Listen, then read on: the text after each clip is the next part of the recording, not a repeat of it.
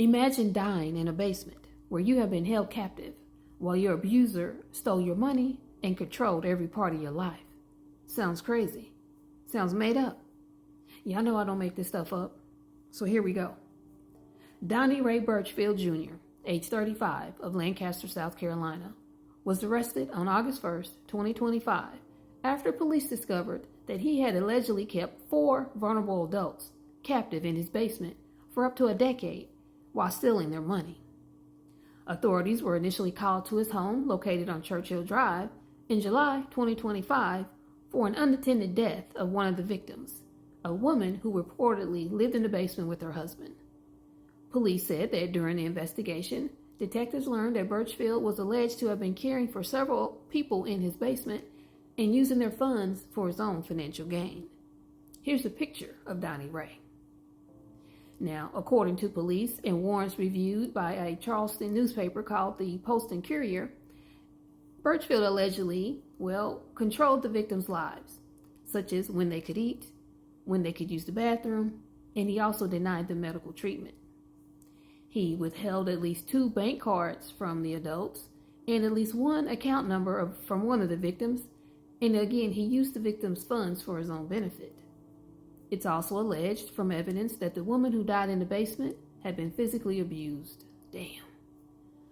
He also cut the victims off from the outside world, even taking control of their cell phones.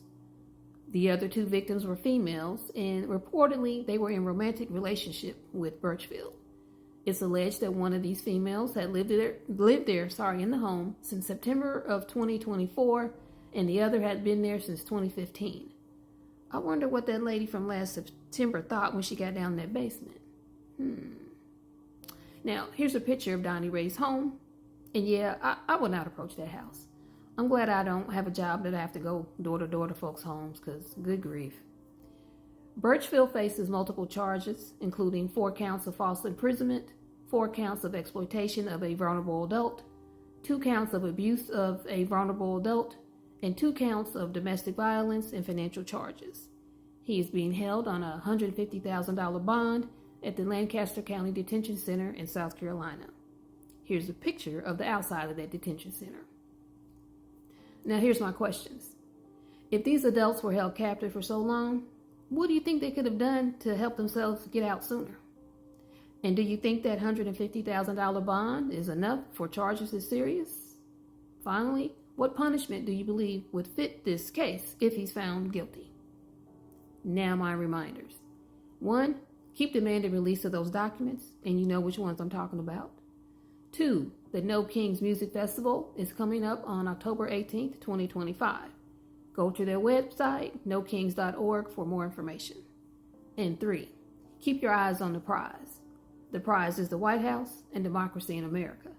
Do not get distracted by the foolishness, mayhem, debauchery, and lies coming out of this administration. If you like this video or if you learned anything, hit all 4 of the buttons on the right side in TikTok and like, comment, share, and subscribe to the channel on YouTube. All of that engagement helps me out immensely. I greatly appreciate it, and I thank you in advance for doing so. And Jimmy Kimmel, good luck tonight. And as always, please guys, leave those comments. Let me know what you're thinking about this case. And thank you for watching, and have a great day.